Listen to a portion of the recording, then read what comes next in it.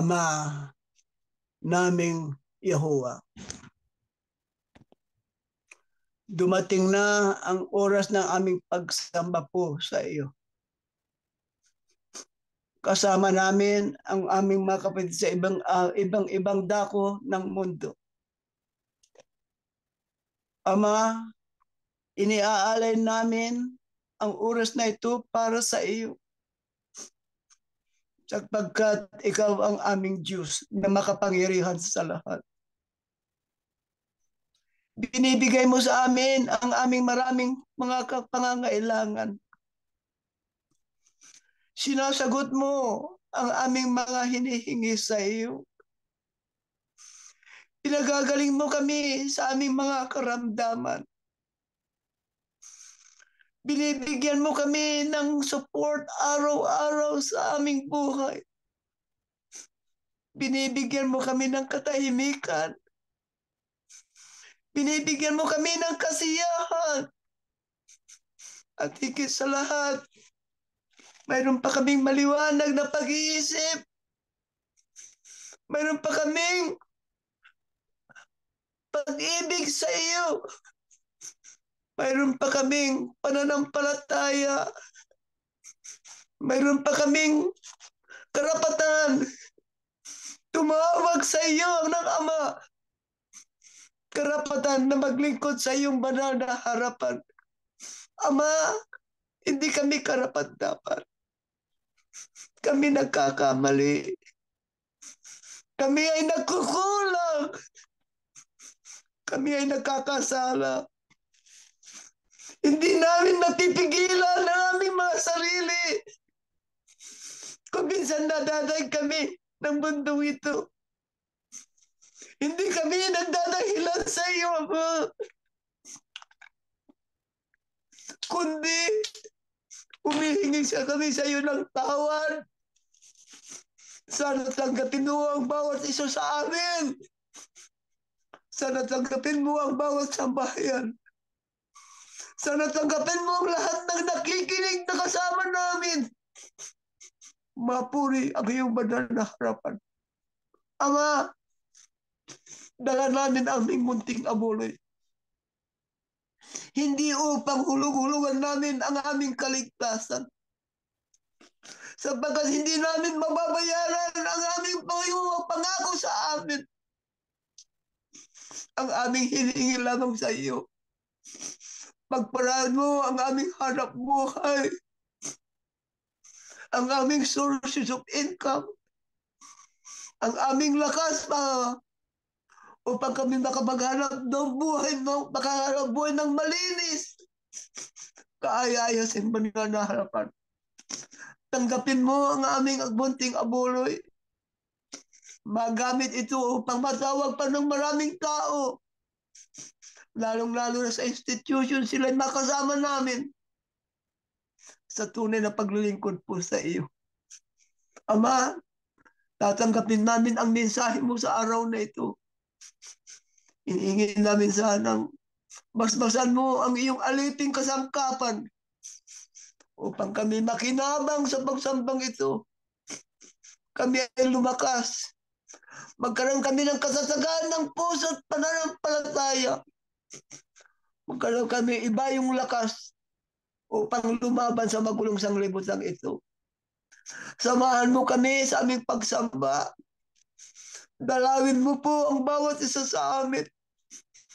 Dalawin mo ang aming puso, ang aming mga kasambahay, ang aming mga tahanan, upang sa kasapos pagsambang ito, magkakaroon kami ng baon sa aming ikalalakas, sa aming paglakbay sa magulong sanglibutan ito.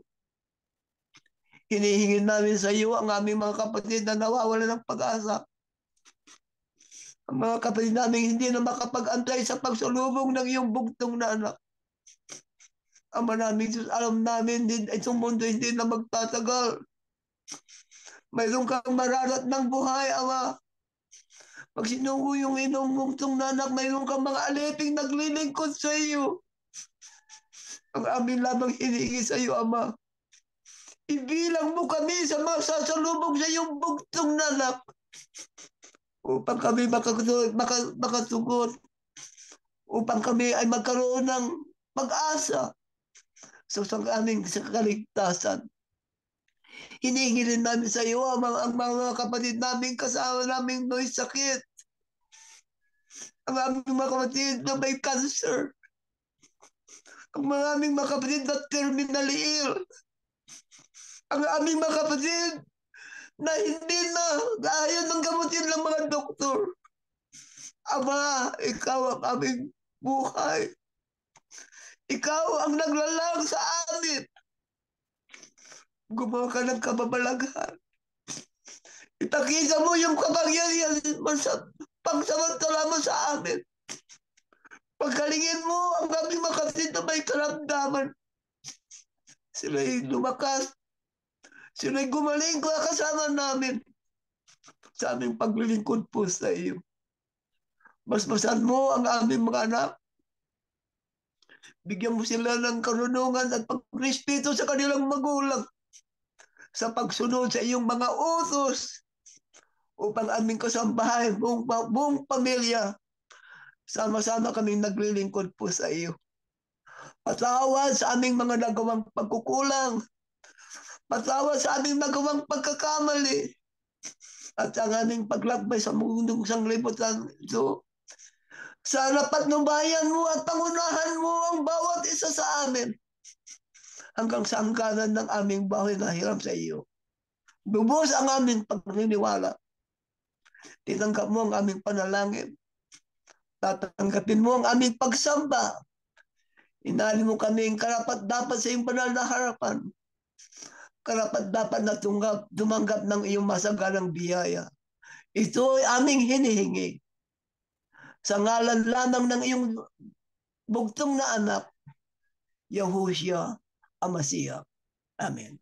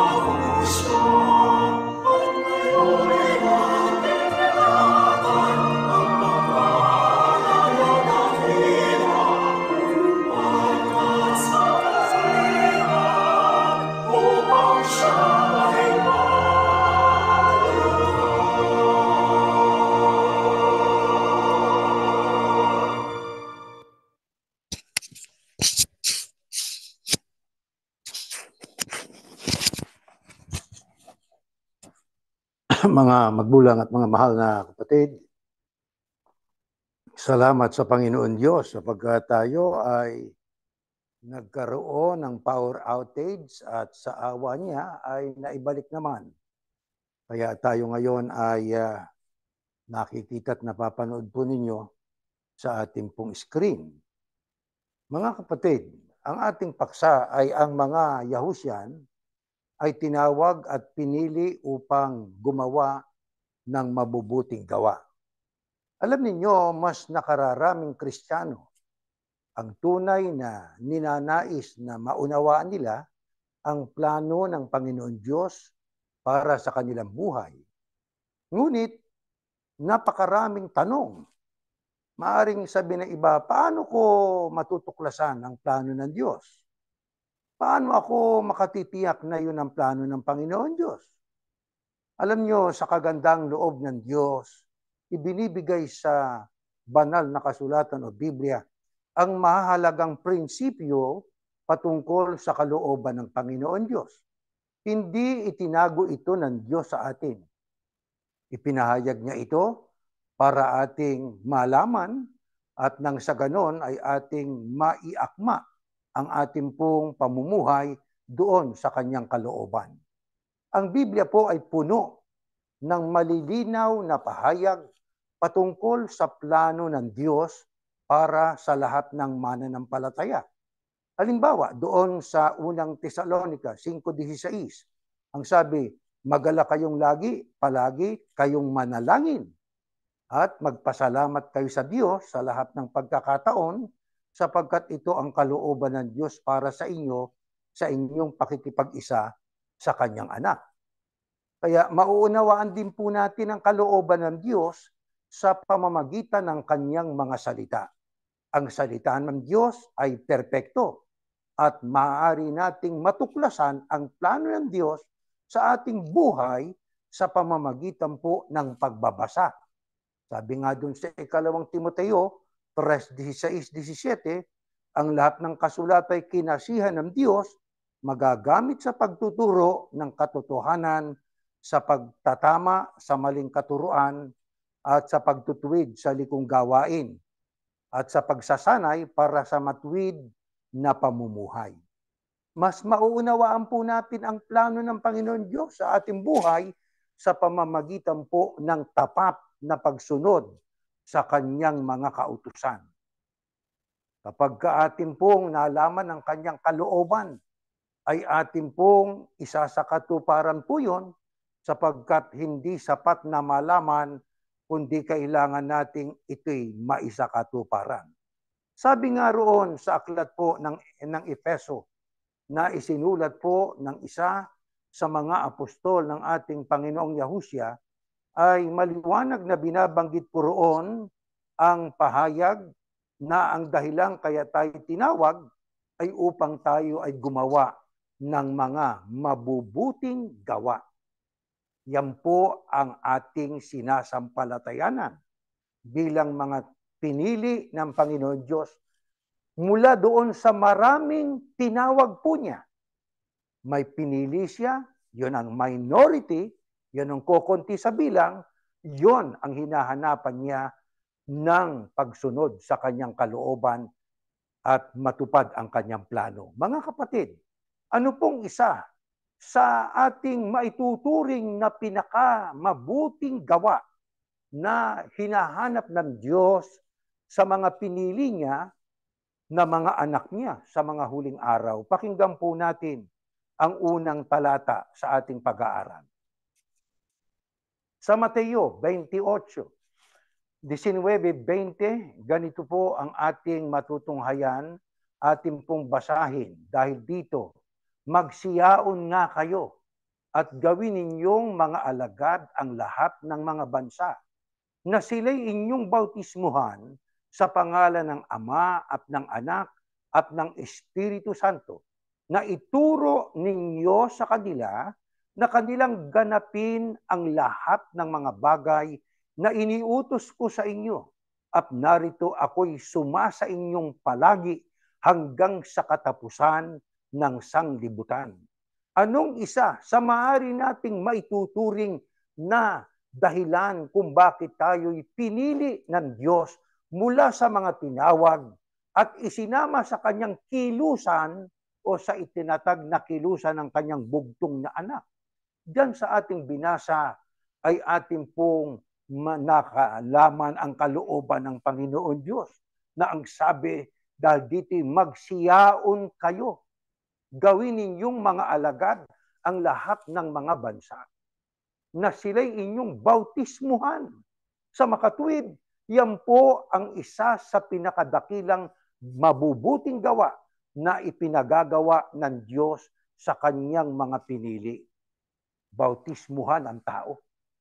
Pangaralan muna ang tao para siya po ay makaunawa at pagka ang kanyang natanggap na aral ay kanyang inintindi, sumampalataya siya, siya po ay pwede ng bautismuhan at ang pangako ng ating Panginoon Diyos at ng ating Panginoong Yahushua ay sasama sila sa atin. Ang sabi ng Kristo na ating Panginoon, sapagkat siya po ang nagsasalita sa talatang ito, ako'y suma sa inyong palagi hanggang sa katapusan ng sanglibutan. Mga kapatid, tayo po ay nasa dulo na. Ang mundong ito ay malapit na sa tanggapit hindi ng tao, sa katapusan.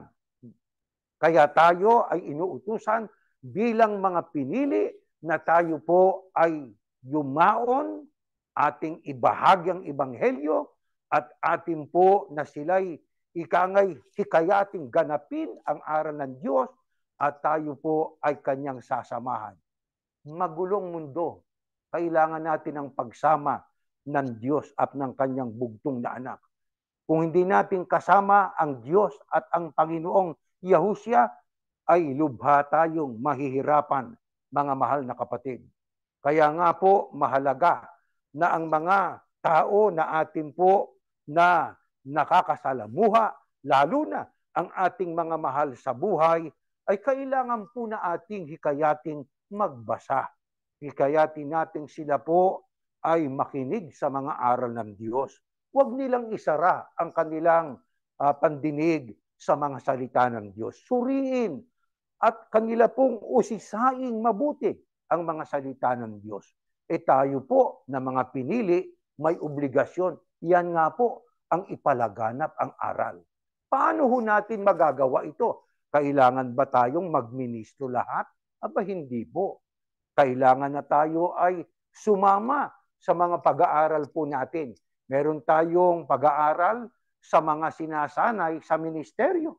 Pwede kayong sumama po roon kung ibig po ninyo para kayo po ay matuturin ng paraan kung paano po ipahahayag ang mga salita ng Panginoon Diyos. Yung kalooban ng Diyos. Ano po? Kailangan ay malaman natin yon. Dito sa ating po nakilusan na ito'y itinatag ng ating Panginoong Yahushua, ano ang ating itinatayo? Hindi ho templo na building.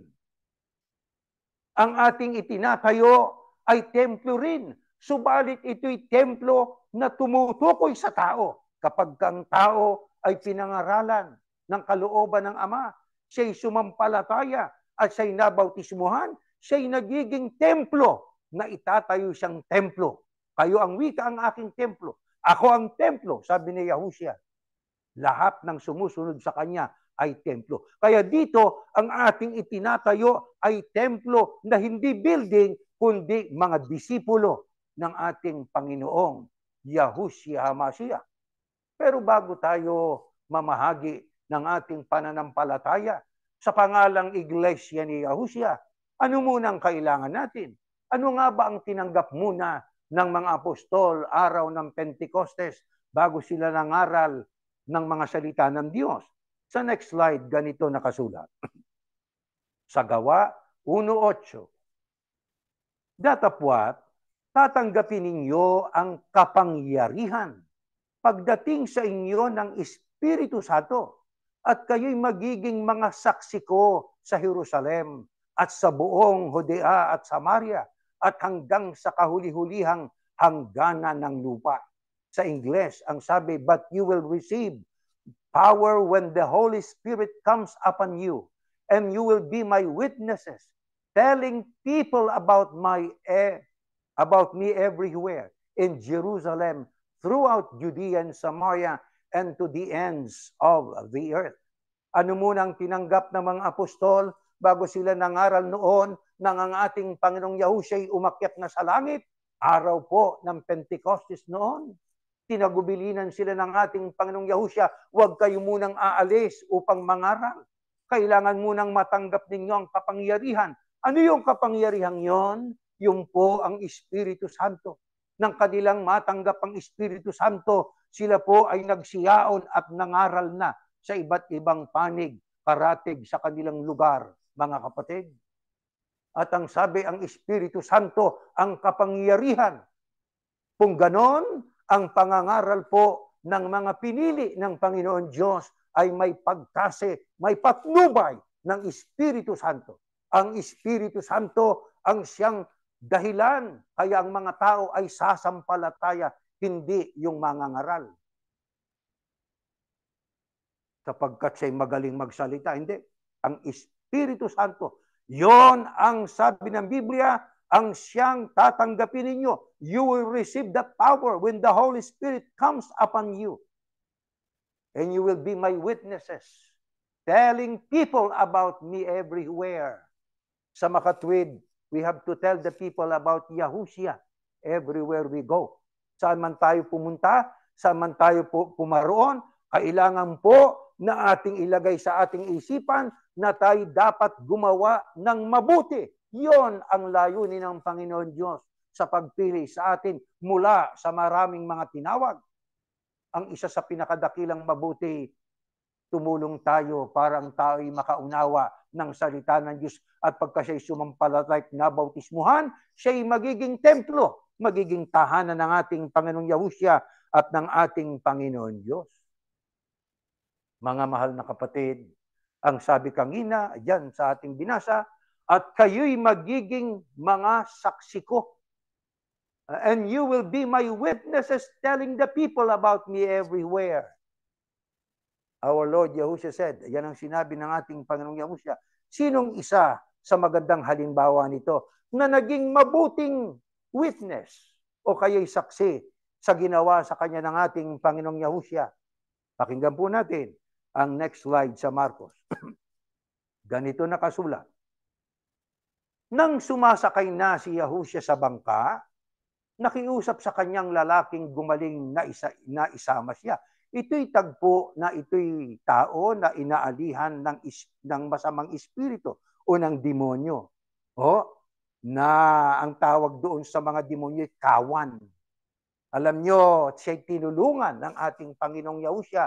Pag binasa po ninyo ang Marcos Kapitulo 5, versikulo 1, bago ang 18 at 20 na ating kasalukuyang binabasa. Ito'y pinagaling ng ating Panginoong Yahushua. Nang sumakay na ang ating Panginoong Yahushua sa bangka, nakiusap itong pinagaling ng ating Panginoong Yahushua na isama siya. Ano sagot ng ating Panginoong Yahushua? Tuloy natin ang basa. Pero hindi pumayag si Yahushua. Sa halip, sinabi niya sa lalaki, umuwi ka sa pamilya mo at sabihin mo sa kanila ang lahat na ginawa sa iyo ng Panginoon at kung paano kanya kinaawaan. Kaya umalis ang lalaki at ipinamalita, katumbas telling, ipinamalita sa Decapolis ang ginawa sa kanya ni Yahushua at namangha ang lahat ng nakarinig tungkol sa nangyari. Sino itong ating binasang ito? Ito'y isa sa maaaring maituturing natin na nakapag-witness sa ginawa ng Diyos sa pamamagitan ni Yahushua sa kanya. Siya po'y inaalihan ng mga demonyo. Siya ay tinulungan ng ating Panginoon Diyos sa pagkakasangkapan ng Diyos sa kanyang anak. Gustong sumama sa ating Panginoong Yahushua pero hindi pumayag ang ating Panginoong Yahushua. Bakit? Meron siyang ibig na ipagawa dito sa taong ito. Ano yung kanyang ipinagagawa? Ang sabi ay umuwi ka sa pamilya mo. Kaya mapapansin po natin na itong lalaking ito na pinagaling ng ating Panginoon Diyos sa pamamagitan ng ating Panginoong Yahushua ay merong misyon na ipinagagawa sa kanya. Umuwi ka, pero sino ang dapat niyang bigyan ng hatdan ng balitang yon na ginawa ng Diyos sa kanyang pagpapagaling? Ang kanyang pamilya. Ano ang sabi ng ating Panginoong Yahushua sa kanya? Sabihin mo sa kanila. Kaya hindi pwedeng ang tao na nakaalam ng tama ay tumahimik. Mamalaging tahimik. Hindi ho pwede yun. Itong lalaking ito, inutusan ng Panginoong Yahushua, unahin mo pamilya mo, ipamalitan mo sa kanila lahat ng ginawa sa iyo ng Panginoon, kung paano kanya kinaawaan. Yun nga po ang ginawa nitong lalaking pinagaling ng Diyos sa pamamagitan po ng ating Panginoong Yahushua. Ang unahin natin, mga kapatid, na sa kanila ipamalita o ibahagi ang kalooban ng Diyos ang ating pamilya, ang ating kasambahay. Katulad ng ipinagawa ng ating Panginoong Yahushua sa lalaking pinagaling ng Diyos na inaalihan ng mga demonyo. Mga kapatid, natandaan po natin, next slide, meron tayong dapat na ipaunawa po rito. Next slide. Mayroon tayong note, ang salitang Grego na oikos ay paulit-ulit na ginamit sa Bagong Tipan. Ito ay isinalin na kababayan o kabahayan, no? Kabahayan, hindi kababayan. Ito'y isinalin na kabahayan sa Tagalog. Ngunit, ginamit din sa mas malawak na kahulugan upang isama ang mga kamag-anak, kaibigan, katrabaho, kapit at kapitbahay. Kaya natin inaalam sa wikang Griego ang salitang pamilya o kasambahay sapagkat merong ibig ang Diyos na malaman natin na nang ito'y isalin sa Tagalog ay kabahayan, katumbas ng kasambahay. Pero ito'y pinalawak po sa kahulugan upang isama ang mga kamag-anak, kaibigan, katrabaho, at kapitbahay. Sa makatuwid, pag sinabing oikos, ang tinutukoy, kamag-anak, kaibigan, katrabaho, kapitbahay. Hindi lang yung kasambahay. Ito pa, ang katagang ecosystem ay hango sa salitang Griego na oikos. Nang ibig sabihin ay isang bahay, isang tirahan na may mga naninirahan na magkakasama at nakikipag-ugnayan sa isa't isa sa ilang tiyak na paraan. Hindi na kailangan ipaliwanag yan. Ito naman sa Wikipedia, ang oikos, sinaunang Griego. Pagbigkas, oikos, maramihan o plural, ay sa sinaunang Gresya. Dalawang magkaugnay, ngunit magkaibang konsepto. Ang pamilya at bahay ng pamilya. Lumipat ang kahulugan nito kahit sa loob ng mga teksto. Ibig lamang sabihin, kaya po natin ito ay inilagay sa ating screen, sa ating research, ang oikos, yan ang wikang Griego, na yun po ay tumutukoy sa kabahayan o kasambahay na hindi lamang tumutukoy sa kapamilya, kundi maging sa kamag-anak, kaibigan, katrabaho, kapitbahay. Sa makatwid, ang dapat nating gawin, ipamalita natin ang kalooban ng Diyos sa lahat ng tao, ang ibig sabihin nun. Kamag-anak, kaibigan, katrabaho, kapitbahay. Di po ba? Kaya nga ang utos kanina sa ating binasa, magsiyaong kayo. Ipangaral nyo sa ibang talata, sa buong sanglibutan. Kung ganon, ang pinakamabuting kalooban ng Ama na ipinagagawa niya. Pangunahin ito. Pangunahin sapagkat ang nakatay kaluluwa at kaligtasan ng tao, ang ating ipamahagi po ang dalisay na kalooban ng Diyos, ang dalisay na ebanghelyo, mga kapatid. Paano tayo makakapamuhay, nakaakibat ang mabubuting gawa at maging mabuting saksi ng ating Panginoong Yahushua? Paano natin magagawa yun? Next slide po sa Timoteo. Ganito nakasulat. Kailangan mong ipaliwanag ang mga bagay na ito sa mga mananampalataya at ituro sa kanila ang tunay na mensahe ng Diyos. Kaya makakaagapay tayo sa kalooban ng Diyos.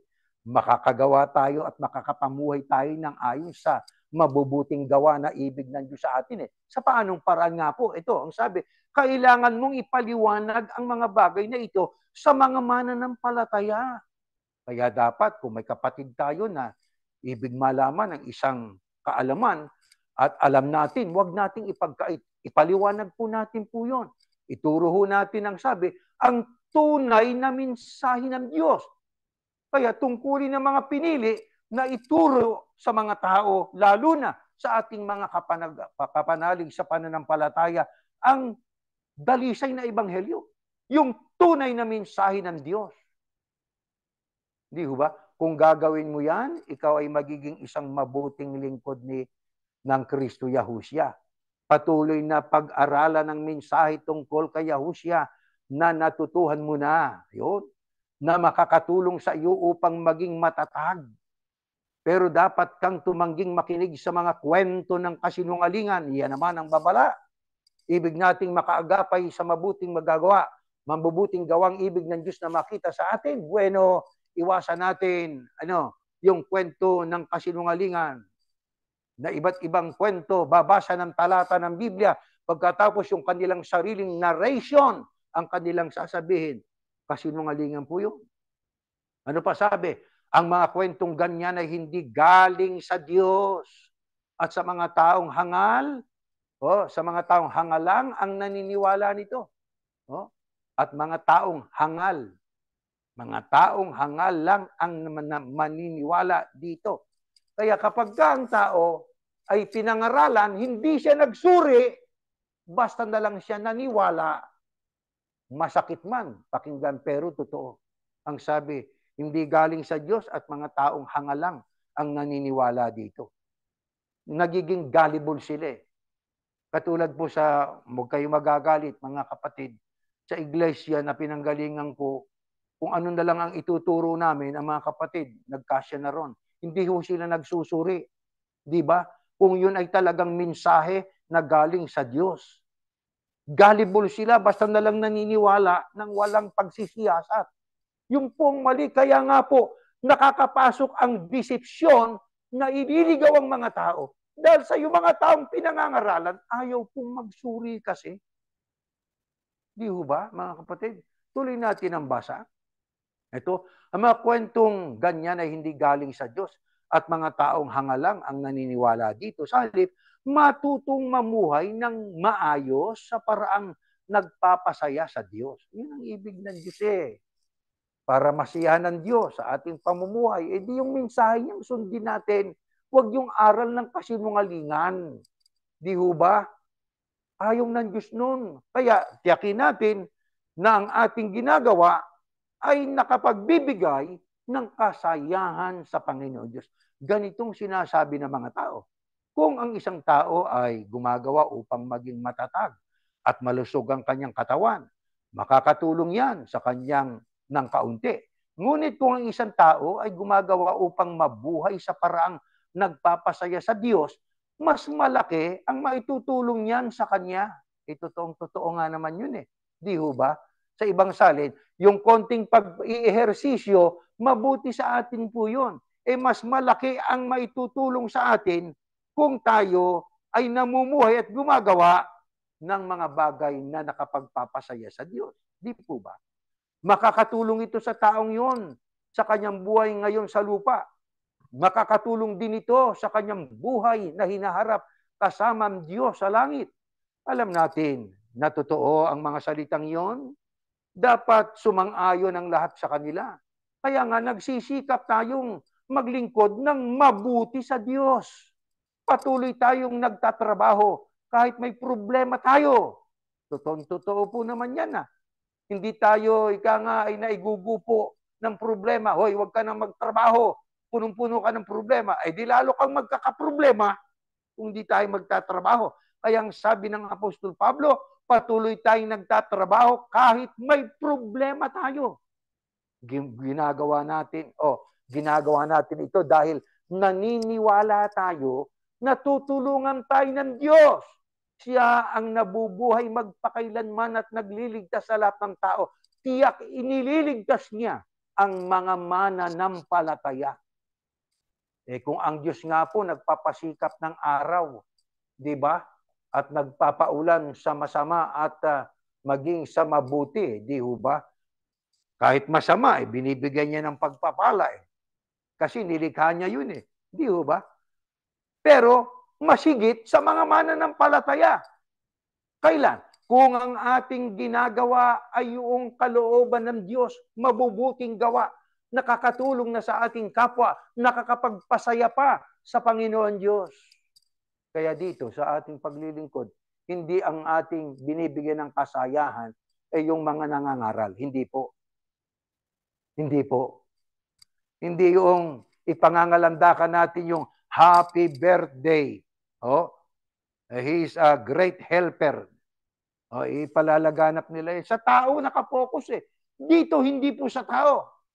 Hindi po. Ang ating ikangay sentro sa ating pagsamba, si Yahuwah ang Ama at ang kanyang bugtong na anak, ang ating Panginoong Yahushua. Hindi ang kung sino-sinong mga ministro rito. Hindi po. Kaya ang sabi ni Pablo sa ating pong laging sinasabi, ako ang nagtanim, si Apolos ang nagdilig, ang Diyos ang nagpapalago, ang nagtanim at ang nagdilig ay hindi importante o mahalaga, kundi ang Diyos na nagpapalago. Kung ganon ang ating layunin sa ating paglilingkod, purihin ang Diyos.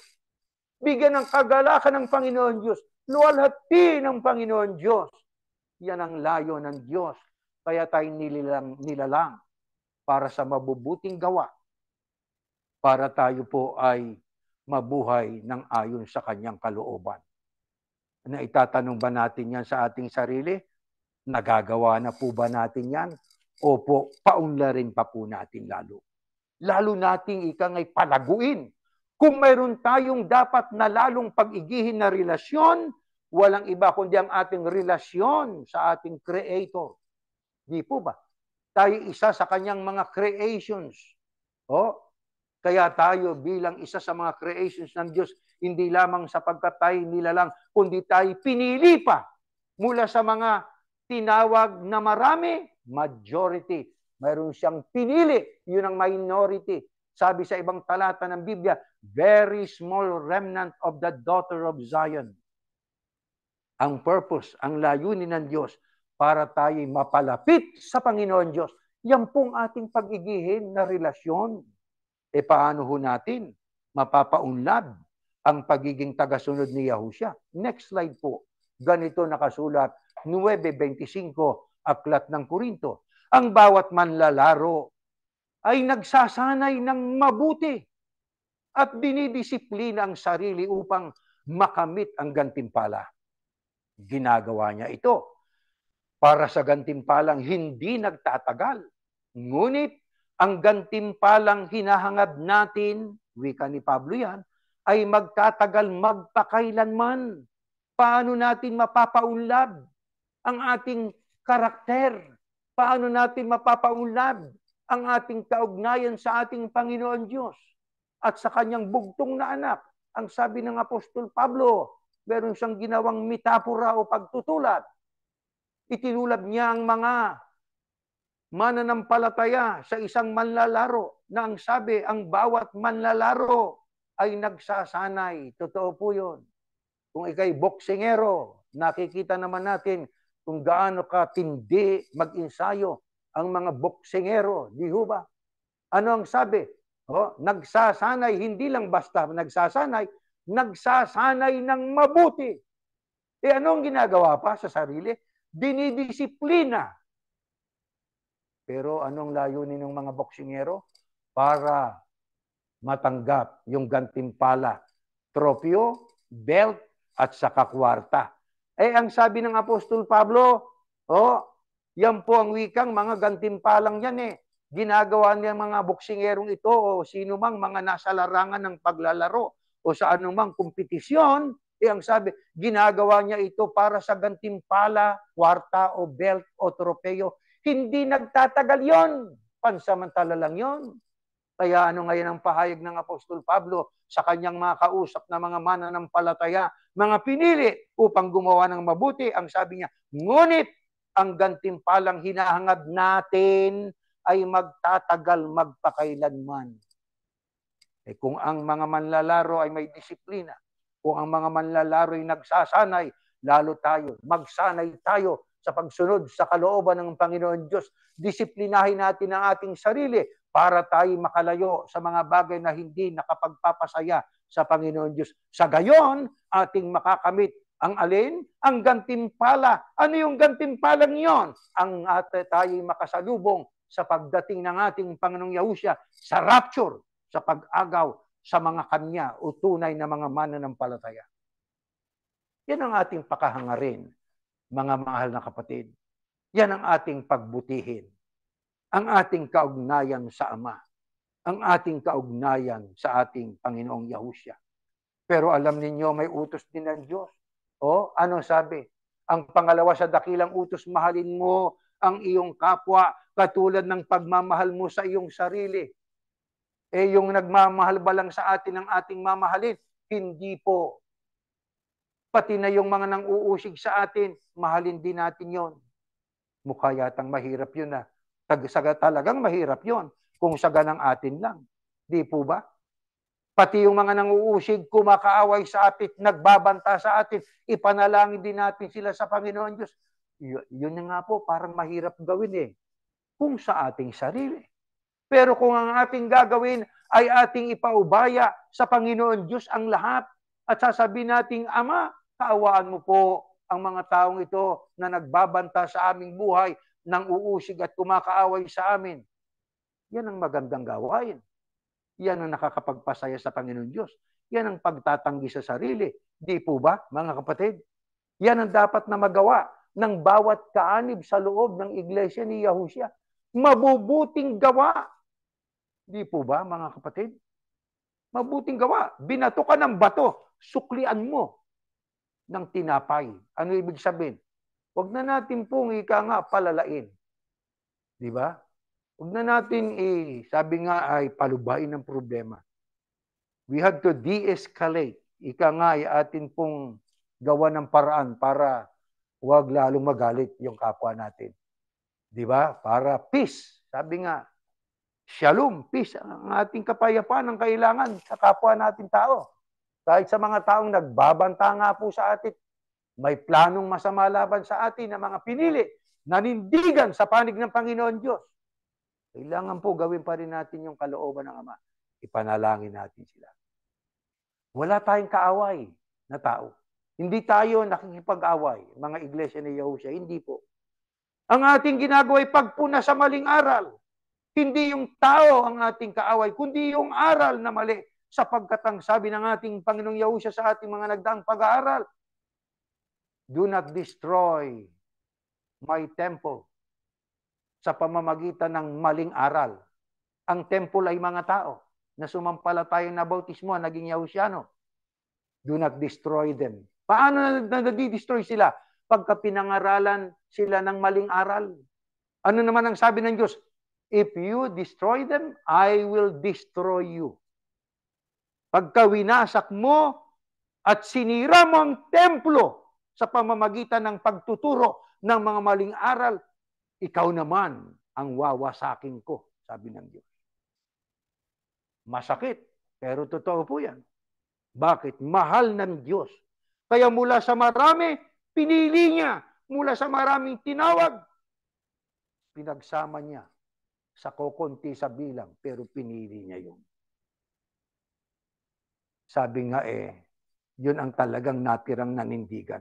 Ano nais na ng ating Panginoong Yahushua upang ating mapatunayan na tayo mga tunay na tagasunod niya? Pakinggan po natin ito mga kapatid sa 15:8, aklat po ng Juan. Next slide. Ganito po ang mababasa. Napaparangalan ng aking Ama, ang Kristo Yahushua ang nagsasalita rito. Napaparangalan ng aking Ama kung namumunga kayo ng sagana. At sa ganitong paraan ay naipapakita ninyo na mga tagasunod ko kayo. Ang ating tanong, ano ang nais ni Yahushua upang ating mapatunayang tayo mga tagasunod niya? Ang sabi, sa ganitong paraan ay naipakikita ninyo na mga tagasunod ko kayo. Ano yung paraan na yon? Kung namumunga kayo ng sagana, namumunga kayo ng sagana. Ano pang ating nagagawa? Bukod sa tayo po ay nagiging tunay na tagasunod ng ating Panginoong Yahushua, napaparangalan natin ang Ama. O, hindi ba mabuti po yan, mga kapatid? Ang pagtuturo ng Panginoong Yahushua ay mahalaga para ating maunawaan ang tungkol sa ating kaugnayan sa Kanya. Hindi po niya sinabi, kung kayo ay susunod sa akin ay ligtas na kayo. Hindi ganun Hindi rin niya sinabi, kung kayo ay magbunga, magiging disipulo ko na kayo. Ang sabi, tiyakang sinabi ng ating Panginoong Yahushua na ang pagbubunga ng espiritual na bunga, yan pong namumunga kayo ng sagana, espiritual na pagbubunga po yan. Katibayan, yan po ang marka o patotoo na tayo ay may kaugnayan sa Kanya. Sa makatwid ang ating ibubunga. Kasi pag sinabing bunga ang nasa isip ng tao, mga bunga ng palay, bunga ng punong kahoy, ang tinutukoy po dyan na nakakapagparangal sa Ama at magiging tatak na tayo tunay na tagasunod ng ating Panginoong Yahushua, yun po ang spiritual na pagbubunga. Kapag kayan po ang ating nagawa, tayo po'y tunay na alagad ng ating Panginoong Yahushua. Di po ba, mga kapatid? Kaya ang mga kayahushya nagpipilit na magbunga ng bunga espiritual. Ano-ano po yan? Yang pagbabagong buhay, bunga ng espiritual yan. Yang pag-iwas sa pagsama sa mga taong masasamang gawain, bungang espiritual yan. Yang ating mga pamamahagi ng pananampalataya, di po ba bungang espiritual yan? Para sa Diyos yan eh. Di ho ba? Ang pagtulong sa kapwa na nangangailangan, gaya ng ating malimit na masabi. At yan naman ay ginagawa na ng mga kapatid. Di ho ba? Dadaan ka doon sa Walmart, may nagpapalimos. Di ho ba? Nanghihingi. Lumampas ka na, wala na sa isip mo, pero naalaala natin yung aral, tulungan yung mga nangangailangan. Kahit na hindi natin kapanalig sa pananampalataya, tao din po yun eh. Binabalikan natin kahit konti, inaabutan natin. Bakit? Mga mabubuting gawa. Yan ay isa sa mga bungang espiritual na nakakapagparangal sa ating Panginoon Diyos. At yan po ang nagiging tatak na tayo disipulo ng ating Panginoong Yahushua. Kaya ang paggalang sa magulang, mabuting gawa din po yun. Huwag nating lapastanganin ang ating mga magulang. Huwag nating basta huwag nating sisigawan ng ating mga magulang. Di ho ba? Maaaring sabihin kasi bingi ng tatay ko eh. Bingi na po nanay ko kaya lakas ng boses ko. Kailangan po ang paggalang nandoon pa rin. Ano ho? Medyo siguro lakas-lakasan ng boses dahil sa may kahinaan na nga po. Ano pa? Yung pagtulong sa mga kapatid natin na nangangailangan. Kaya dito, mayroon tayong foundation at mayroon tayong tutulungang mga kapatid nating nanindigan na nasa Pilipinas. Tutulungan po natin talaga. Hindi lang yung tulong sa salita. Gagawin po natin.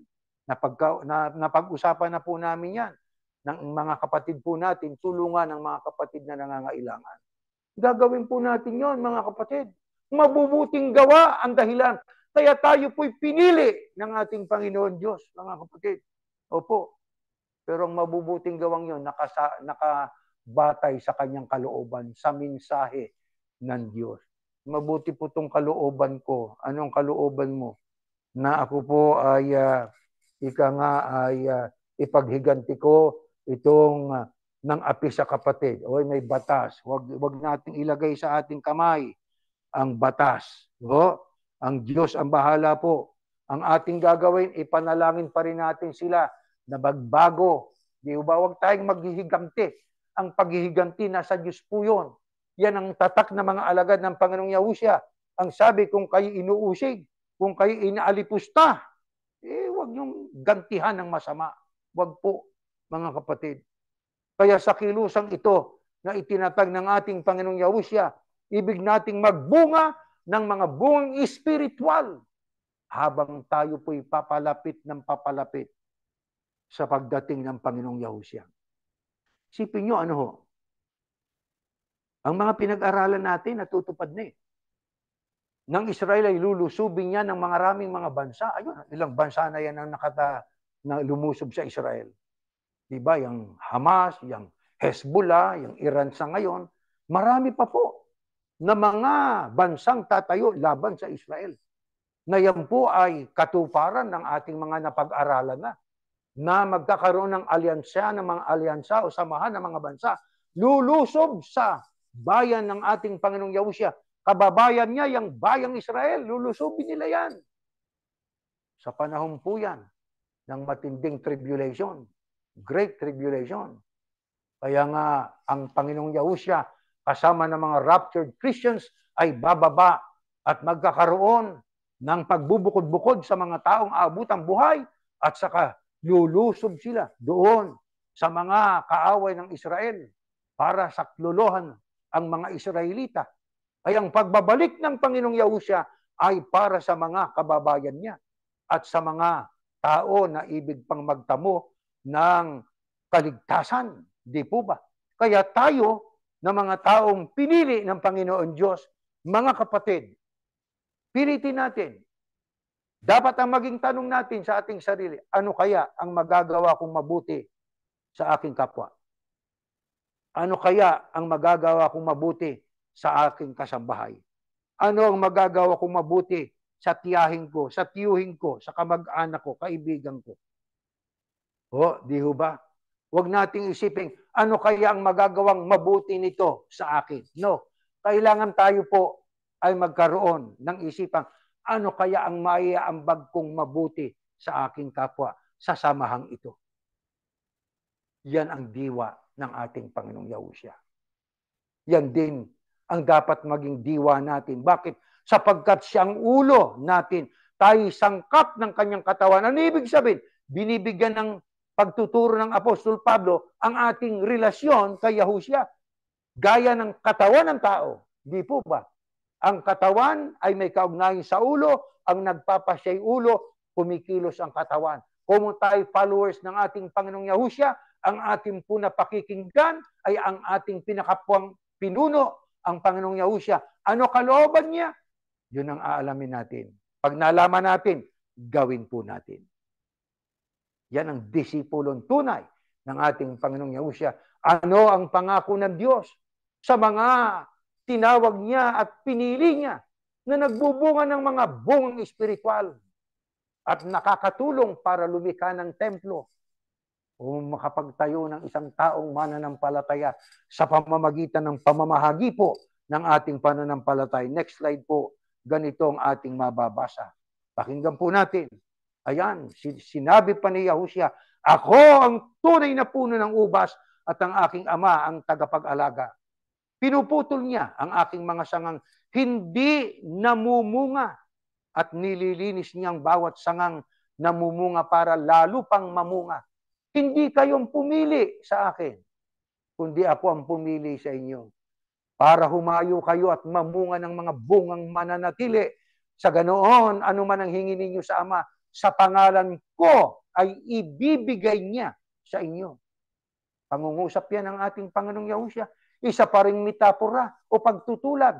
Ano ang kanyang ginawang pagtutulad? Ako ang wikang tunay na puno ng ubas at ang aking amang tagapag-alaga, pinuputol niyang aking mga sangang hindi namumunga. Hindi ba sa literal na sanga? Pagka ang isang sangay hindi namumunga, pinuputol ng may-ari.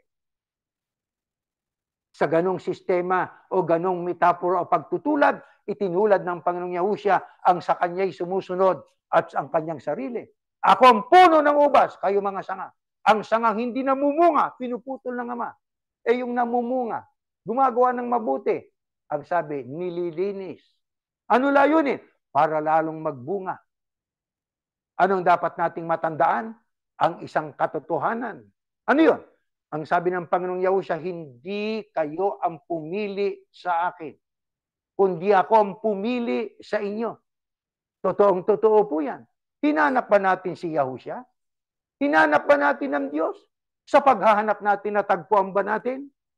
Sa maraming taong nagdaan sa ating buhay, akala natin natagpuan na natin, hindi pala. Kaya ang sabi ng ating Panginoong Yahushua, hindi kayo ang pumili sa akin, kundi ako ang pumili sa inyo.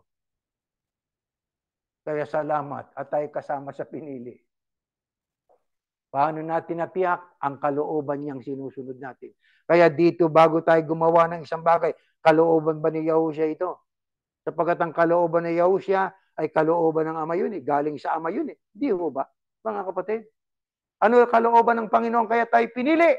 Para humayo o lumabas ng bahay, mamunga ng mga mabuting bunga, espiritual, manatili.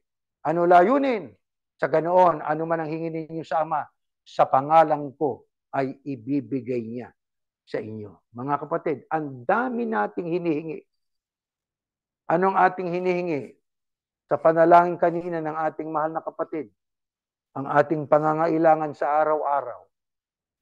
Proteksyon, sakit. Dami nating hinihingi sa Ama. Totoo po yun, mga kapatid. Tuwing mananalangin tayo, humihingi tayo sa Diyos. Imbis nang sabihin natin, Ama, salamat po, pinupuri ka namin. Ama, sa panalangin namin ito, ikay aming niluluwalhati. Ama, sa panalangin namin ito, ikay aming binibigyan ng kapurihan. Dakila ka, Ama, ang bubuti ng gawang ginawa mo sa amin. Pero ang malimit nating sabihin Ama, tumatawag kami sa iyo, bigyan mo kami nito, humihingi kami nito. Unahin natin ang pagpupuri sa Diyos. Saka tayo humingi at ang garantiya ng ating Panginoong Yahushua, Ano man ang hingin ninyo sa Ama, sa pangalan ko, ibibigay niya sa inyo. Ano po ang ating hinihingi sa Ama? Ako, mayroon akong personal na hinihingi sa Ama. Hindi para sa sarili ko lang. Para sa aking pamilya, sa mga kapatid, sa mga kaibigan at kakilala. Na yan din ang ipinapanalangin ng mga Yahusyano. Na yan ang malimit nating banggitin na Ama, sana'y buksan mo po ang isipan ng aming mga kamag-anak, kakilala at kaibigan. Na sila man po sana ay makinig. Hindi para sila'y pilitin, hindi para sila po ay makapag-isip at kanilang mahinuha kung ano ba talaga ang kalooban mo, Ama. Yan ang ating hinihiling sa Diyos. Yan ang ating hinihingi bago tayo matulog. Sapagkat alam natin ang panahon ay napakalapit na. Ang Diyos ay mapagpahinuhod. Nagbibigay siya ng pagkakataon para ang tao ay magbalikwas, magbalik loob sa Kanya. Pero tanong, anong dapat umakay sa atin? Sa atin po na pamamahagi ng ating pananampalataya. Pakinggan po natin sa Aklat ng Korinto 16:14. Ganito po nakasulat, gawin ang lahat ng ginagawa ninyo ng may pagmamahal na nahikayat at nabigyang inspirasyon ng pagmamahal ng Diyos sa atin. Kailangan na kayo ng pagmamahal. Wala tayong ulterior motive sa ating pagmimisyon, sa ating paggawa ng mabubuti sa ating kapwa. No. Sa ating pagtulong sa ating kapwa, wala tayong hinihintay na kapalit. Pakiramdaman niyo sarili ninyo, mga kapatid. Napakasaya natin pag nagagawa po natin yun. Kaya patuloy tayong maging mananampalataya. Patuloy nating pag-igihin ang ating paglilingkod sa Diyos. Ang ating relasyon sa Ama. At kapag tayo po nakikita ng Ama na nahihirapan at nagigipit, mga kapatid, ibinibigay ng Ama. Tayo mismo nagtataka. Tayo mismo ay namamangha sa ginagawa sa atin ng Diyos. May mga pagkakataon kasi na parang talagang tayo ang moral natin bagsak na bagsak. Ang pag-asa natin ay parang pumapanaw. Pero pagka tayo lumuhod at dumalangin sa Ama, pag nakikita ng Diyos ang katapatan sa ating mga puso, iniuunat niya ang kanyang kamay at kanyang pinalalakas tayo at binibigyan ng pag-asa. Di po ba, mga mahal na kapatid? Kaya akay ng pagmamahal ang ating gagawing mabuti sa ating kapwa. Ano yon? Kapagkat ang pagmamahal ng Ama, una nating nadama yun. Kaya ang sabi ni Pablo, na nahikayat at nabigyang inspirasyon ng pagmamahal ng Diyos sa atin. Kaya kapag ating inaalala ang mga pagmamahal ng Diyos sa atin, yung pagmamahal na yon, hindi natin pwedeng tubasan yon. Yun ding pagmamahal na yon ang mag-aakay sa atin sa paggawa ng mabuti sa ating kapwa. Kaya sa atin po, ipinapanalangin natin palagi ang buong sangkatauhan. Maaring may nagagalit sa atin kapag ating napupunan ang kanilang mga aral, pero ipinauubaya natin sa Diyos yun. Sinasabi natin sa Ama, bahala ka na po sa kanila. Sana kung maaari, pagbaguhin mong isip nila. Huwag silang magagalit. Ang amin po ginagawa ay paglalahad ng kalooban mo. At sa ating patuloy na pamumuhay, mga kapatid, pansamantala ang buhay nating ito. Hindi ito tunay na buhay. Tayo naglalakbay lamang, ang sabi ng Apostol Pablo, ang ating pagkamamamayan ay sa langit. Ano man ang naipon natin, ano man ang ating pangapag-aari sa lupang ito, iiwan natin yun. Ang mahalaga, ating ituon ng ating isipan sa gantimpalang inilalaan sa atin ng ating Panginoon Diyos. Ang siya'y makapiling magpakailanman sa bayang banal at paglilingkuran natin siya magpakailanman. Tumayo kayo at ay mananalangin. Ama namin Diyos, salamat po sa pagmamahal mo sa amin. Dakila ka, Ama, Diyos na maluwalhati. Pinupuri ka ng aming mga puso. Niluwalhati ka ng aming mga kaluluwa. Ama, sa dinami-dami ng iyong mga tinawag, nang ito'y dumaan sa matinding pagsubok, kukunti ang natira, kakarampot ang natira, na siyang nagpatuloy para sundin ang iyong mga kalooban. Ngunit sa natitirang ito, meron kang hinahanap na dapat namin gawin. May mga mabuting gawa, mamunga kami ng mga bungang espiritual, lalo na nga ang pamamahagi ng aming pananampalataya. O Diyos ng langit, aming hinihiling sa iyo, na sana'y pakitawag at pakipili mo rin ang aming iba pang mga kamag-anak, ang aming mga kakilala. Huwag silang malilibang sa takbo ng panahon sa mundo na aming ginalalagyan. Hindi ito ang aming tunay na bayan. Hindi ito ang aming tunay na tahanan. Ang sa amin po ay ang bayang banal na inilalaan mo sa bawat isa na magtatagumpay. Inihiling namin sa iyo, Panginoon. Dagdagan mo kami ng pusong masunurin. Lalo namin sanang maunawaan ang iyong plano. Alam naman namin wala kang planong masama para sa lahat. Ang totoo, ang ibig mo lahat ay makagkaroon ng kaligtasan sa pamamagitan ng pakikinig ng iyong mga salita. Kaya Ama, napapakasangkapan po kami na dapat naming ipamalita sa aming kapwa, aming kamag-anak, kakilala at kaibigan, ang dahilan ng pagkakamatay ng aming Panginoong Yahushua. Ito'y para sa mga pinili niya na siyang dahilan. Kaya kami ngayon ay nagpapasalamat sapagkat kami sinama mo po sa mga pinili mo. Kaya aming hinihiling, samahan mo kami sa araw-araw ng aming ipaglalakbay. Opo, susunod kami sa iyo. Aming ipamamahaging aming pananampalataya. Magsisiyasat at magsasaliksik pa kami ng mga salita mo sapagkat ipinasulat mo ito sa Biblia upang aming basahit unawain. Tulungan mo rin ang mga may sakit na hanggang ngayon ay naghihirap, Ama. Hindi namin kayang tiisin ang kanilang mga sitwasyon, ang kanilang mga kalagayan. Ang aming ginagawa may pumasok na lamang sa silid at manalangin sa iyo. Yun ang palagi naming hinihingi. Sana pakibangon mo pa ang mga may malulubhang sakit sa karamdaman nila. Ikaw lang po ang aming pag-asa.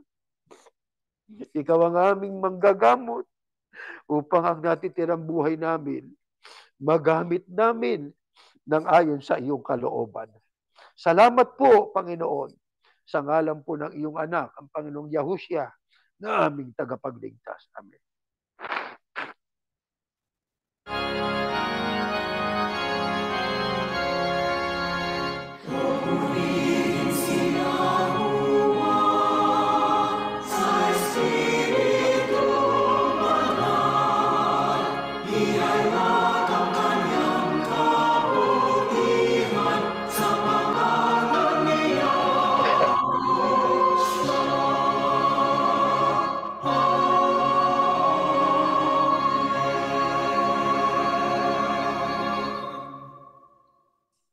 Biyayang pagliligtas ng ating Panginoong Yahushua, ang pag-ibig ng Diyos na si Yahuwah, at ang patuloy na pagkikipisan ng Espiritu Santo, nawang sumaating lahat ngayon at magpakailanman. Amen.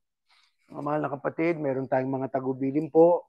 You can give your donations at maging ang abulin natin at yan ay sa Ofirpa, no? Ofirpa.com, and offerings po at churchofyahushua.org.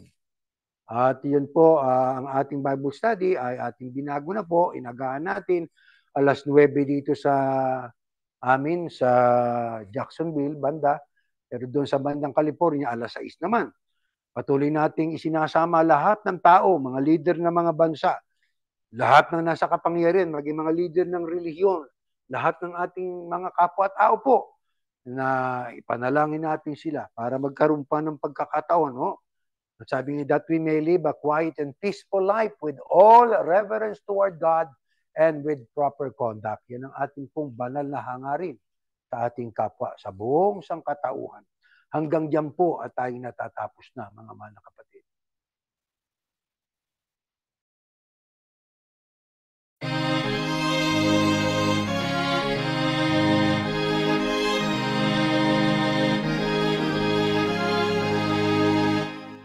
Sa puso natin ang aral ng Diyos Yahuwa at maging matatag.